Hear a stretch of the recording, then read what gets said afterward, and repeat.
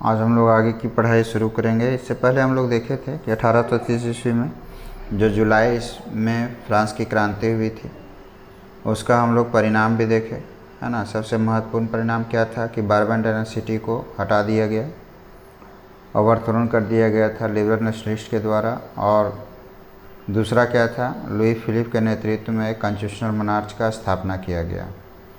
उसके बाद हम लोग इसमें महत्वपूर्ण चीज़ देखे थे कि मैटरनिक जो है वो मेंशन करता है कि जब जब फ्रांस छींकता है तो पूरे यूरोप को सर्दी हो जाती है।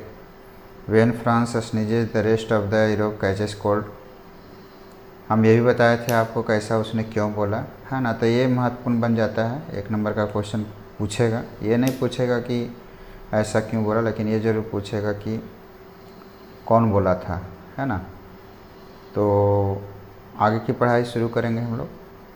N event that mobilise nationalist feeling among the educated elite across Europe was the Greek War of Independence। यहाँ पे हम लोग देखेंगे कि 1830 ईस्वी का जो क्रांति हुआ फ्रांस में, उससे पहले एक घटना घटा यूरोप में, जो घटना उदारवादी राष्ट्रवादियों को काफ़ी प्रेरित किया। और इस घटना से प्रेरणा लेकर ही फ्रांस में 1830 ईस्वी में, जुलाई 1830 ईस्वी में क्रांति हुआ था। तो वो घटना क्या था? वो घटना था ग्रीक वार ऑफ इंडिपेंडेंस, है ना। तो वो जो घटना था वो 1821 ईस्वी में घटा था। तो आप देखें कि जो कंजर्वेटिव रेजिम था उस सत्ता को चैलेंज करने वाला पहला व्यक्ति कौन था? तो गेसिप्पो मेज़नी। तो वहाँ से लोग प्रेरणा ले रहे थे। और फिर जब ये घटना घट गया 1821 का ग्रीक वार ऑफ इंडिपेंडेंस, तो ये जो है वो लोगों को काफ़ी उत्साहित किया। और लोग फिर खुल करके जो मैटरनिक के द्वारा कंजर्वेटिव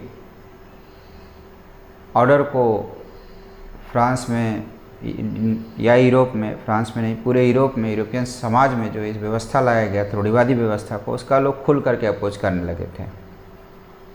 तो people got the inspirations from the event which happen in the Greek and it was the independence struggle of the Greeks which happen in 1821।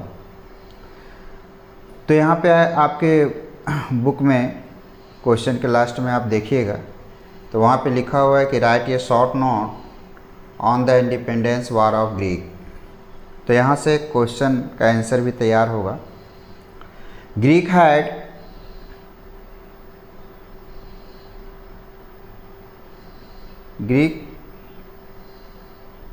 Had been part of the Ottoman empire since the 15th century. यहाँ से 1 number का question बन गया।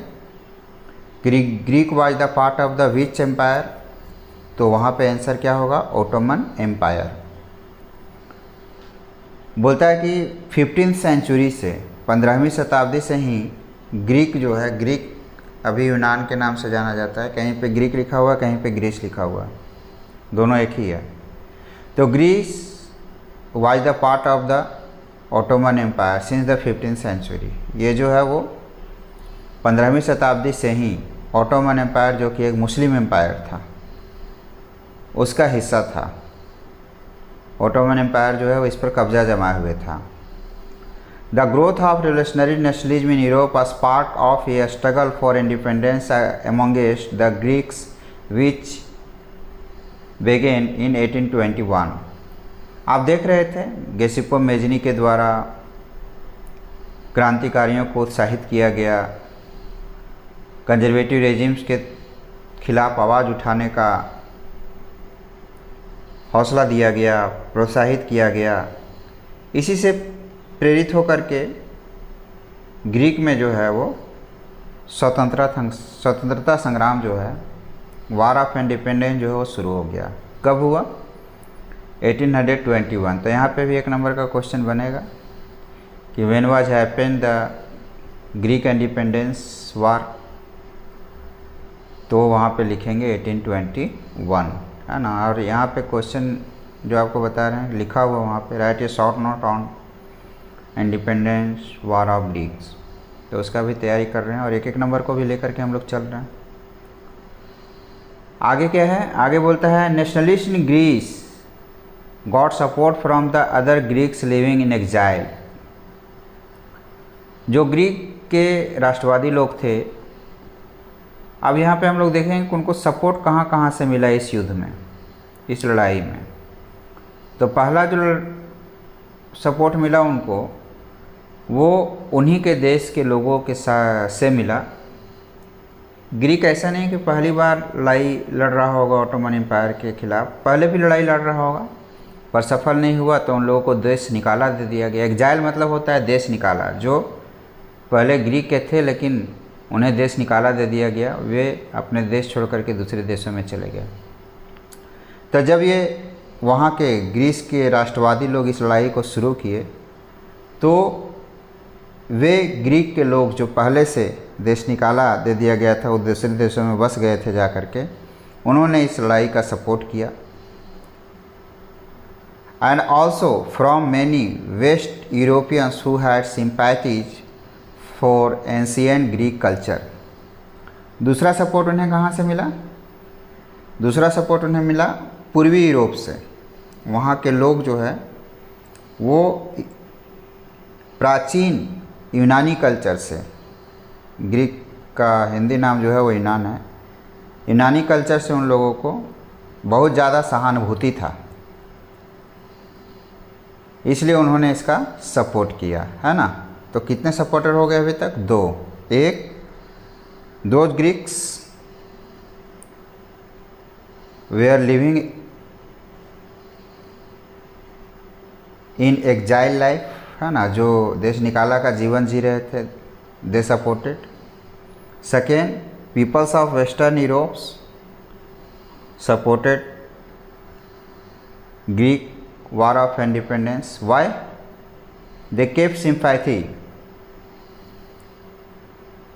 for the ancient Greek culture. वो Greek के जो प्राचीन संस्कृति थे उससे वो सहानुभूति रखते थे। तीसरा कौन इनका सपोर्ट किया? तीसरा सपोर्ट किया पोएट्स एंड आर्टिस्ट। जो कवि लोग थे और जो कलाकार लोग थे, वे लोग इनका सपोर्ट किया। Lauded Greece as a the cradle of European civilisation and mobilised public opinion to supports its struggle against a Muslim empire. तीसरा सपोर्ट कौन किया इन्हें? कवि लोग और कलाकार लोग। उन्होंने प्रशंसा किया ग्रीस का कि पूरे यूरोप में सबसे पहले सभ्यता जहाँ पे आई थी, सबसे पहले जहाँ के लोग सभ्य हुए या सभ्य रहना सीखे। सभ्यता मतलब क्या है? इसको आप समझ सकते हो आधुनिक समाज से, आधुनिक आर्थिक विकास से, आधुनिक राजनीतिक विकास से, है ना। या सरल शब्दों में कहा जाए तो फर्स्ट प्लेस था ग्रीक, जो सबसे पहले सभ्य हुआ। सभ्य होने का मतलब अच्छे तरीके से रहना, अच्छे तरीके से ड्रेसअप मतलब पहनना, अच्छे तरीके से बोला जाना, अच्छे तरीके से शहर को बसाना, अच्छे तरीके से इन्फॉर्मेशंस को पास करना, सूचनाओं का आदान प्रदान करना, इसी को बोलते हैं सिविलाइजेशन। अगर हम भारत के सेंस में बोलें तो भारत में सबसे पहले अगर सिविलाइजेशन कहीं पे आया, कहीं पे दिखता है, तो वो क्या है? हम लोग 6th क्लास में पढ़े हैं, वो है हड़प्पा सभ्यता, है ना। इंडस सिविलाइजेशन क्लास 6 में आप लोग देखेंगे, है ना, जो आज से लगभग, आज से नहीं मतलब ईसा के जन्म से 2500 वर्ष पूर्व का है। मतलब आज से लगभग मान लो लगभग 500 वर्ष 5000 वर्ष पूर्व, 500 नहीं 5000 वर्ष पूर्व। और इसका खोज 1800 जो हड़प्पा सभ्यता का खोज जो है वो दयाराम साहनी के द्वारा 1821 ईस्वी में किया गया था। तो जब विदेशी लोग बोलता है कि इंडियन जो थे वो प्रिमेटिव थे, बर्बर थे या अनसिविलाइज्ड थे, है ना, तो 1821 के बाद नहीं 1921 में खोजा गया था दयाराम साहनी के द्वारा। तो 1921 में जब इस सभ्यता की खोज किया गया तो विदेशियों का मुंह बंद हो गया, क्योंकि यह सबसे पुरानी सभ्यता थी, इंडस वैली सिविलाइजेशन। और हम लोग साक्ष्य भी दे पाए कि first country who became the civilized country where peoples were civilized, that was India। और इसका प्रमाण भी है। आप हड़प्पा सिविलाइजेशंस के बारे में थोड़ा सा अगर पढ़े होंगे तो सबसे अच्छे तरीके से बसा हुआ शहर था। वहाँ के लोग व्यापार भी किया करते थे, कृषि भी किया करते थे, कलाकारी भी किया करते थे। तो वो क्या था, विकसित बन गया था, विकसित क्षेत्र बन गया था।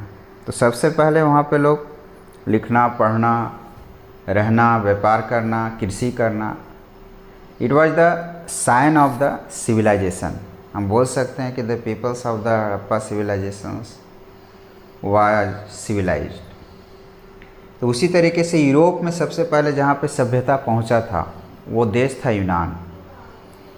And then it carried the other part of the Europe by the Greeks peoples, है ना। ये जो है फिर बाद में इसको अलग अलग स्थानों पे ग्रीक लोगों के द्वारा पहुंचाया गया। And then all Europe became the civilised. तो इसलिए यहाँ पे जो कवि लोग और कलाकार लोग जो हैं वो इस बात के लिए धन्यवाद देता है यूनान को कि सबसे पहले अगर कहीं के लोग सभ्य हुए, अगर ग्रीक सभ्य नहीं होता तो फिर यूरोप भी सिविलाइज नहीं होता। अगर ग्रीक सिविलाइज नहीं होता तो यूरोप के लोग भी सिविलाइज नहीं हो पाते। इसलिए उन्होंने यह बोला है। क्राइडल मतलब होता है ढोने वाला, है ना। जो सबसे पहले सभ्यता को ढोने का काम किया था वो कौन था, या लाने का काम किया था वो कौन था, वो था यूनान। ठीक है। तो इसलिए लोग इसका सपोर्ट करते हैं कि Greek was the country who cradle the European civilisation. उनका मानना यह था कि सबसे पहले यूरोपियन सभ्यता को उत्पन्न करने वाला, यूरोपियन सभ्यता जहाँ पे उत्पन्न हुआ था वो यूनान था। इसलिए जो कवि और जो कलाकार लोग हैं वो यह बोलते हैं कि now we should support the Greek war of independence because it was the cradle of the European civilisation. हमें इसका सपोर्ट करना चाहिए क्योंकि यह यूरोपीय सभ्यता को लाया था, यूरोपीय सभ्यता को उत्पन्न किया था। और वो सिर्फ इसकी प्रशंसा ही नहीं किए, and mobilised public opinion to support its struggle against a Muslim empire. वह लोगों से भी अपील किए।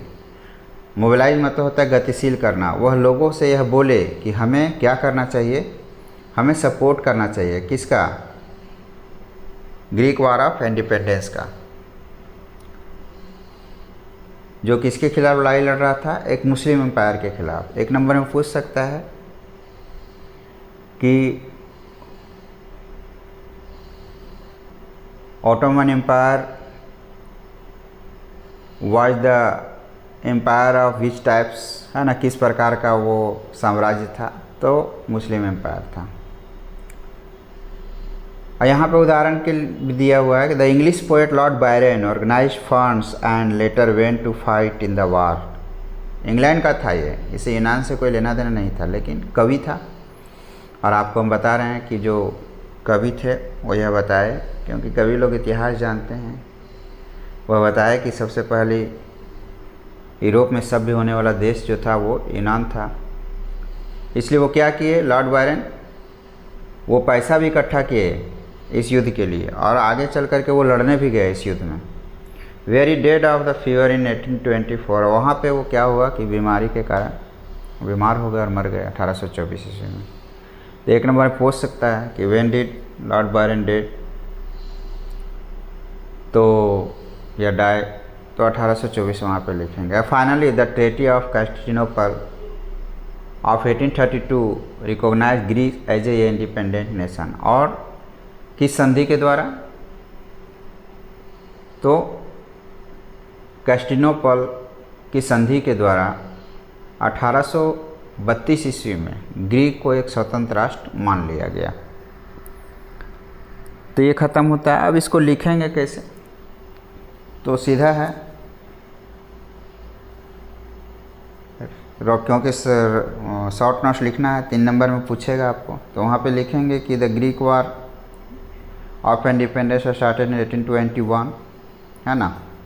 पॉइंट में भी लिख सकते हैं, ऐसे भी लिख सकते हैं। Which was part of the Ottoman empire, दूसरा लाइन हो गया। अब यहाँ पे देखो, इसको याद करने का एक टेक्निक है कि ये 3 लोगों के द्वारा सपोर्ट किया गया। ठीक है, पहला, this struggle was supported by the Greeks who were living ये exile life, and it was also supported by the west European peoples. They kept the sympathy for the ancient culture of the Greece.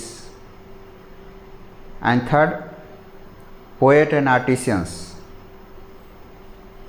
also called the people to support Greek war of independence because they told that Greek was the cradle of the European civilizations. For example, one poet from the England, Lord Byron, organized the fund and later went to the fight for the war. And finally, the Treaty of Constantinople of 1832, Greek recognized as a independent nation. इस तरीके से इसको आप लिख लेंगे, है ना। तो क्या हो जाएगा, 5 पॉइंट में कंप्लीट हो रहा है। एक क्या हुआ कि कब शुरू हुआ, तो Greek independent war started in 1821। ठीक है। दूसरा क्या हो जाएगा, it was the part of the Ottoman empire, 3 लोगों के द्वारा सपोर्ट किया गया, वैसे लोग जो देश निकाला का लाइफ जी रहे थे।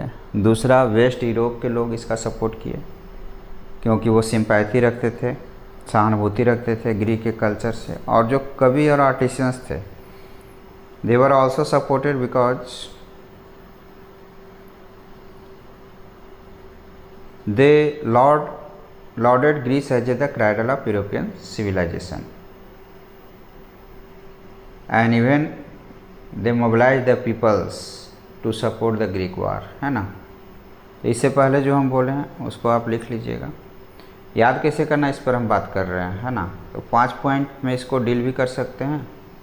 और फाइनली 1 नंबर में ये भी पूछ सकता है कि when was Greek became the independent nation, तो 1832 through the treaty of Constantinople. इसको कस्तूनिया बोलते हैं हिंदी में, है ना।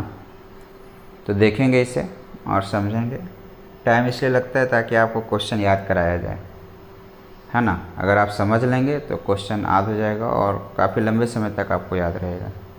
चलिए यहीं रुकते हैं, फिर मिलेंगे नेक्स्ट क्लास में।